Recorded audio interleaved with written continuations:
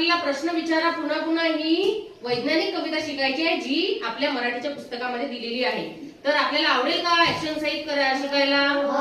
चला आपण मी म्हणते तुम्ही माझ्या मागे म्हणून ऍक्शन सुद्धा करायची आहे.